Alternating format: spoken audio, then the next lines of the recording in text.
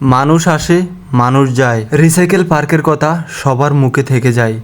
এবারে হয়েছে অনেকগুলো দোকানপাট, যা আগে কখনো ছিল না। তবে সবকিছু মিলিয়ে আগের থেকে অনেক উন্নত করা হয়েছে। ডিজে অন্তু এর পক্ষ থেকে সকলকে জানাই ঈদের শুভেচ্ছা। ঈদ মোবারক। শুধুমাত্র হারুন কিসিনদেরকে দেখার জন্য মানুষের অবস্থা দেখুন।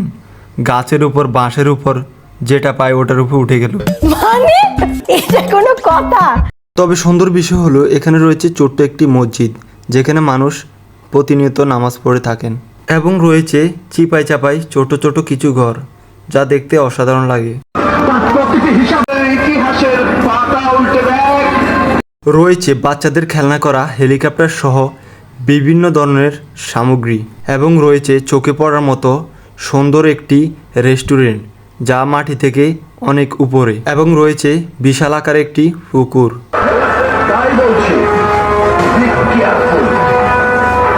এই রিসাইকেল পার্ক আজ থেকে প্রায় 4 থেকে 5 বছর আগে উদ্বোধন করা হয়। উদ্বোধন করার পর থেকেই এই রিসাইকেল পার্কে মানুষের ঢল। সৌন্দর্যের দিক থেকে টপে রয়েছে এই রিসাইকেল পার্ক, এবং এখানকার পুকুরে রয়েছে বিশাল বিশাল এবং সুন্দর সুন্দর কিছু মাছ, যা সৌন্দর্যকে আরও বাড়িয়ে দেয়।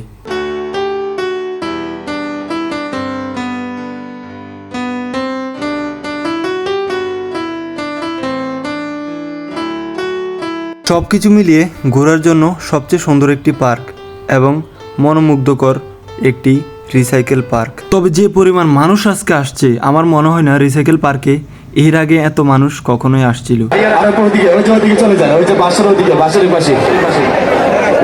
চলে যান এখানে, এই মা বোনদেরকে এখানে না রাখি, এই মা বোনদেরকে এখানে দিয়ে দেন, ওনাদেরকে এখানে পাঠিয়ে দেন। এখানে ওইখানে পুলিশদের পাশে রাখা দরকার নেই, এখানে খালি জায়গা আছে, এখানে দিয়ে। এত ব্যস্ততার মাঝে আমি দেখলাম চিপাই গিয়ে দুইজন মুরব্বী বসে বসে বিড়ি টানছে। Sorry, I am very very sorry. আলহামদুলিল্লাহ। এই যে ব্যস্ততার শহর, এত মানুষ, হাজার হাজার দর্শক, হ্যাঁ, হাজার হাজার মানুষ সার্মি ঘুরে ফেরা একটা ব্যস্ততা। আপনারা এখানে সুন্দর মতন বসে বসে স্মোকিং করছেন, তো আপনাদের মনে কি কোনো শান্তি নাই বা কোনো ইয়ে নাই?